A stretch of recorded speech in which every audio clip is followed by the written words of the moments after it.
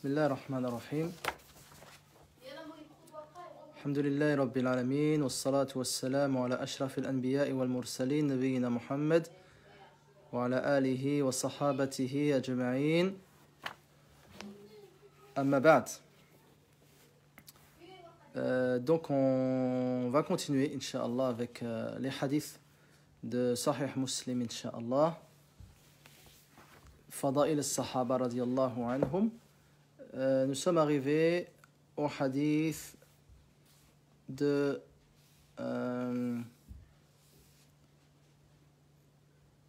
Sa'd ibn Abi Waqqas radiyallahu anhu. L'imam Muslim nous dit حدثنا منصور ibn Abi Muzahim قال حدثنا إبراهيم يعني ابن سعد وحدثنا حسن الحلواني وعبد بن حميد قال عبد أخبرني وقال حسن حدثنا يعقوب وهو ابن إبراهيم ابن سعد قال حدثنا أبي عن صالح عن ابن شهاب قال أخبرني عبد الحميد ابن عبد الرحيم ابن زيد أن محمد ابن سعد ابن أبي وقاص أخبره أن أباه سعدا قال استأذن عمر على رسول الله صلى الله عليه وسلم وعنده نساء من قريش يكلمنه ويستكثرنه عالية أصواتهن فلما استأذن عمر قمنا يبتدرن الحجاب فأذن له رسول الله صلى الله عليه وسلم ورسول الله صلى الله عليه وسلم يضحك فقال عمر أضحك الله سنك يا رسول الله فقال رسول الله صلى الله عليه وسلم عجبت من هؤلاء اللاتي كن عندي فلما سمعنا صوتك ابتدرنا demander la permission. Et il y avait chez le prophète sallallahu alayhi wa sallam des femmes de Quraysh, ses épouses alayhi salatu wa sallam, et peut-être avec elles d'autres femmes. Yukallimnahu, donc elles sont en train de parler, donc elles sont en train de demander des choses au prophète sallallahu alayhi wa sallam, beaucoup de choses. Aliyatan aswatuhun, donc elles élevaient la voix. Et donc Omar ibn Khattab, lorsqu'il est rentré chez le prophète sallallahu alayhi wa sallam, toutes ces femmes présentes se sont levées et ont commencé à mettre al-hijab, yabtadirna al-hijab. Et le prophète sallallahu alayhi wa sallam s'est mis à rire. Omar ibn Khattab lui a dit Adhakallahu sinnaka ya Rasulallah. Donc ça c'est une chose que l'on dit, c'est une formule que l'on dit lorsque quelqu'un rit, on lui dit Adhakallahu sinnak, qu'Allah continue à te faire rire. Et le prophète sallallahu alayhi wa sallam a dit Ajibtu min haula'i, donc je suis surpris de ces femmes qui étaient chez moi.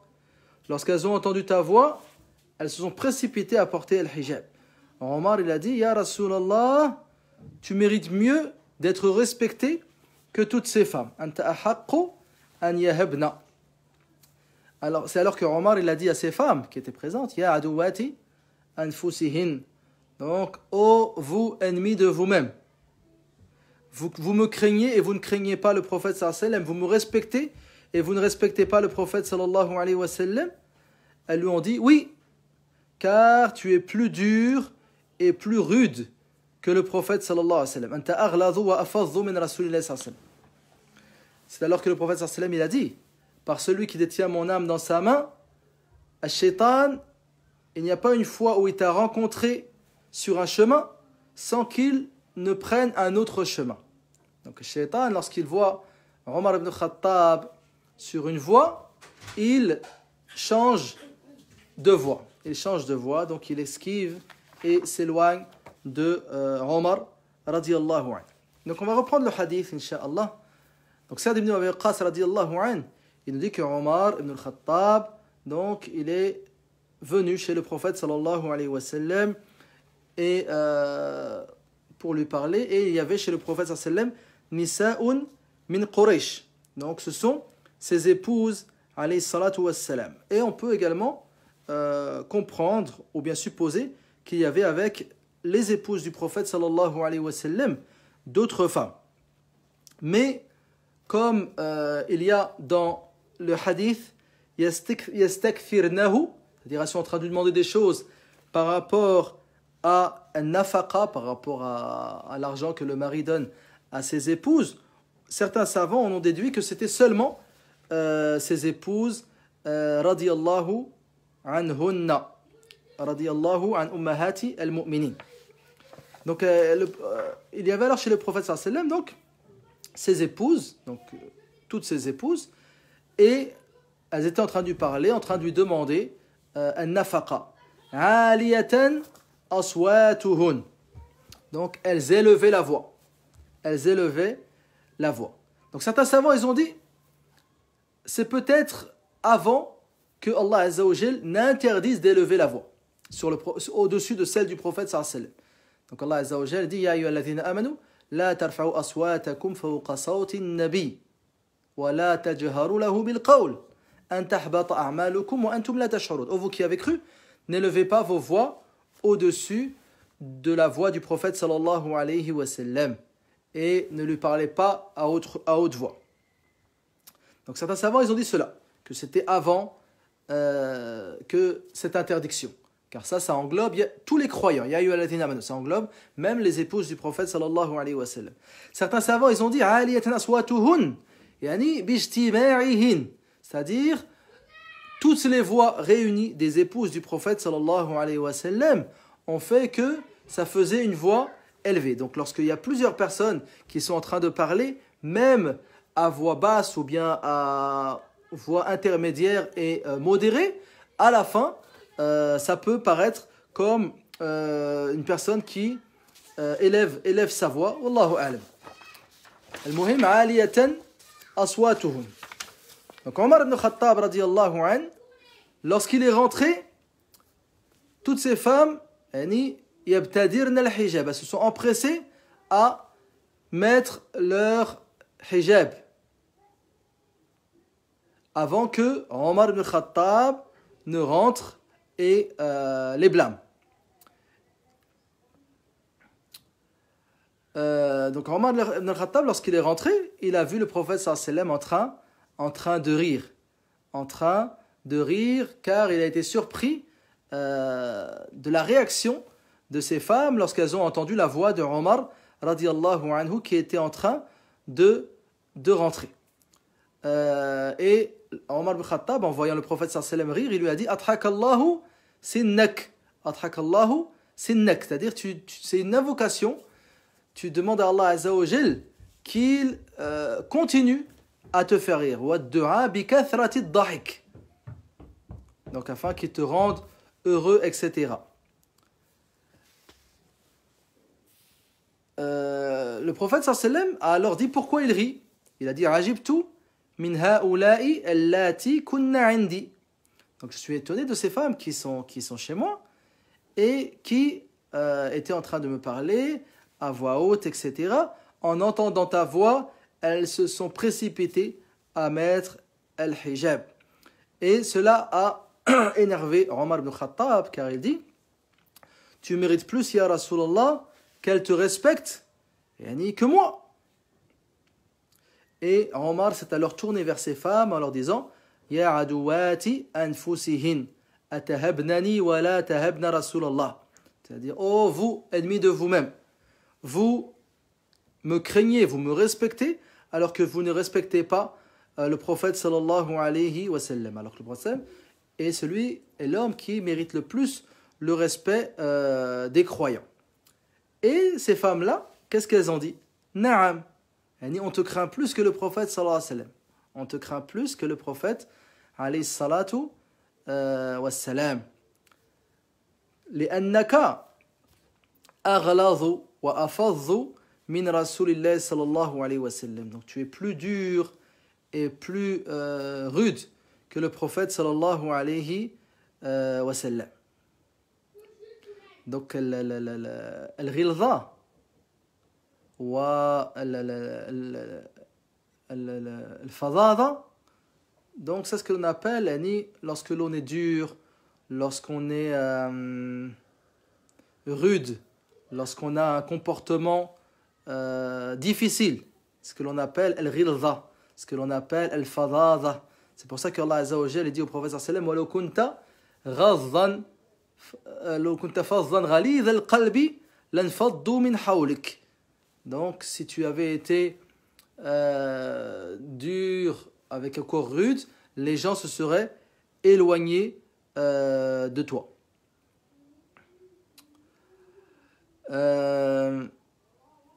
Certains savants, ils ont dit, le prophète sallallahu alayhi wa sallam, donc alors qu'ici, elles lui disent anta aghlaz, donc il y a ce que l'on appelle al-mufadala. Donc il y a une comparaison entre Omar et le prophète sallallahu alayhi wa sallam. Donc elles lui disent tu es plus rude, plus dur.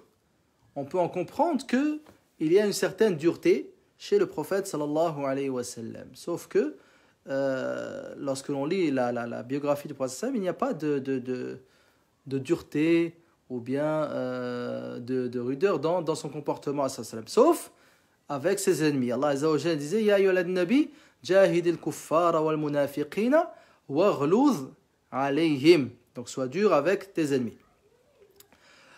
Le prophète sallallahu alayhi wa sallam, il finit ce hadith en disant Walladhi nafsi biyadihi. Donc il jure alayhi salatu wa salam par celui qui détient mon âme dans sa main, le shaitan ne t'a pas rencontré sur un chemin sans qu'il ne prenne un autre chemin. Le shaitan, lorsqu'il rencontre Omar sur un chemin, donc on peut prendre au sens propre comme au sens figuré. Donc Omar, lorsqu'il est sur un chemin, le shaitan prend la fuite et s'éloigne par peur de Omar. D'autres savants, rahimahumullah, c'est les mêmes, ils disent que c'est au sens figuré. C'est au sens figuré, c'est-à-dire que Allah Azza wa Jal, il protège al-shaytan il protège Omar contre l'égarement du shaytan.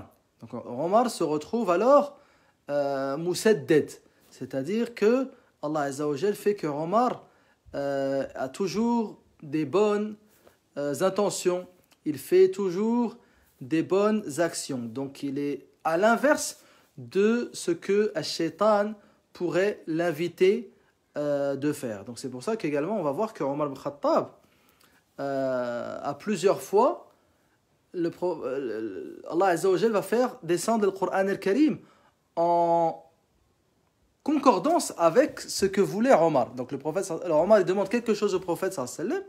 Par exemple, il fait le dire si on faisait la prière auprès de Maqam Ibrahim, Allah Azza wa Jal il va faire descendre wattakhidhu min maqam Ibrahim musalla. Également Allah Azza wa Jal il va faire descendre un verset pour appuyer l'opinion de Omar sur les prisonniers de guerre lors de la bataille de Badr. Ma kana li nabiyyin an yakuna lahu asra hatta yuthkhina fil ard. Et d'autres points, parce que le shaitan, donc il est très éloigné de Omar ibn al-Khattab radiyallahu anhu. Dès qu'il le voit sur un chemin, sur une action, il s'en éloigne. Donc cela également donc, est une vertu de Omar ibn al-Khattab. Donc nous sommes dans le chapitre de Fada'il Omar ibn al-Khattab radiyallahu anhu. Et Omar également, c'était un compagnon, on va dire, dur sur la vérité. Donc ici par exemple, il ne pouvait pas supporter que les épouses du prophète sallallahu alayhi wa sallam demandent trop de lui, ou bien même élèvent la voix auprès de lui. Il voulait donc que tous les croyants soient à un niveau de respect du prophète sallallahu alayhi wa sallam élevé. Donc le shaitan, il s'éloigne de Omar ibn al-Khattab. Donc ça c'est une vertu qu'Allah Azza wa Jal a donnée à Omar, qu'il n'a donnée à personne. Comme le dit Allah Azza wa Jal, Wallahu yakhtassu bi rahmatihi man yasha. Allah Azza wa Jal, il donne de sa miséricorde à qui il veut. Wallahu dhu al-fadl al-azim. Allah Azza wa Jal, c'est lui qui possède la grande bonté.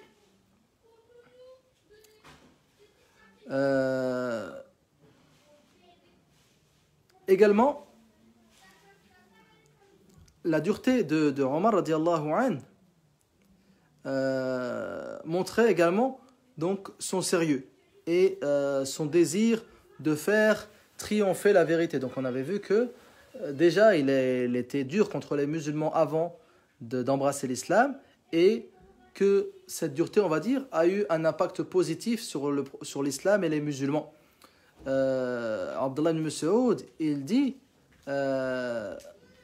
il dit on n'a jamais été ni humilié ou bien rabaissé depuis que Omar ibn Khattab a embrassé l'islam. Mais le prophète, alayhi salatu wassalam, ala kullin, c'était lui qui canalisait Omar ibn Khattab radiyallahu anhu. Donc souvent, Omar, il avait des réactions, on va dire, liées à son caractère, et le prophète, alayhi salatu wassalam, était là pour canaliser Omar ibn al-Khattab radiyallahu anhu.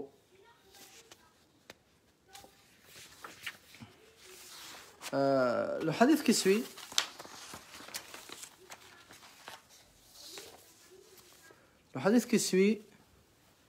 حدثنا هارون بن معروف قال حدثنا به عبد العزيز بن محمد قال أخبرني سهيل عن أبيه عن أبي هريرة أن عمر بن الخطاب جاء إلى رسول الله صلى الله عليه وسلم وعنده نسوة قد رفعنا أصواتهن على رسول الله صلى الله عليه وسلم فلما استأذن عمر ابتدرنا الحجاب فذكر نحو حديث الزهري. Donc ça c'est le même hadith avec une autre chaîne de transmission. Le hadith d'après, حدثني أبو الطاهر أحمد بن عمرو بن صرح قال حدثنا عبد الله بن وهب عن إبراهيم بن سعد عن أبيه سعد بن إبراهيم عن أبي سلمة عن عائشة رضي الله عنها عن النبي صلى الله عليه وسلم أنه كان يقول قد كان يكون في الأمم قبلكم محدثون فإن يكن في أمتي منهم أحد فإن عمر بن الخطاب منهم. قال ابن وهب تفسير محدثون ملهم. Donc Aïcha radiyallahu anha, elle nous dit que dans les nations précédentes, il y avait des gens inspirés. Ils avaient des inspirations divines qui leur venaient. Des inspirations divines qui leur venaient. Et s'il devait y avoir quelqu'un à qui cela devait arriver dans ma communauté, ce serait Omar ibn al-Khattab radiyallahu anhu. Donc muhaddathun, comme l'a expliqué Ibn Wahb, mulhamun, une personne qui reçoit une inspiration. Et il réfléchit grâce à cela, il s'exprime grâce à cela. Donc ça c'est autre chose que al-wahi. Ce n'est pas la révélation que reçoit un prophète. Non, l'ilham, c'est-à-dire Allah Azza wa Jal, il envoie une inspiration à un de ses serviteurs afin donc de le garder sur la voie droite, de faire en sorte que ses paroles, son comportement, ses actes soient guidés par Allah subhanahu wa ta'ala. Donc al-umam qablakum, c'est-à-dire Banu Israël. Donc c'était chez eux qu'il y avait énormément de gens mulhamun, inspirés. Muhaddathun, c'est-à-dire la personne reçoit dans sa conscience donc des paroles véridiques. C'est une sorte de ce que l'on appelle dans ilm al-aqida karamatul awliya. Karamatul awliya, c'est-à-dire que lorsque Allah Azza wa Jal il permet à certains de ses pieux serviteurs d'accomplir, de prononcer, ou bien il leur arrive des choses qui vont à l'encontre de l'ordinaire, des choses extraordinaires, Donc ça c'est présent dans toutes les communautés, et dans cette communauté jusqu'à Yawm al-Qiyamah. Donc c'est comme des miracles, on va dire. C'est comme une sorte de miracle, des choses qui vont contre l'ordinaire, et cela arrive aux pieux serviteurs. فَإِنْ يَكُمْ مِنْ أُمَّتِي مِنْهُمْ, et s'il devait y avoir quelqu'un dans ma communauté qui serait inspiré, ce serait Omar ibn al-Khattab radiyallahu anhu. Donc également, cela nous prouve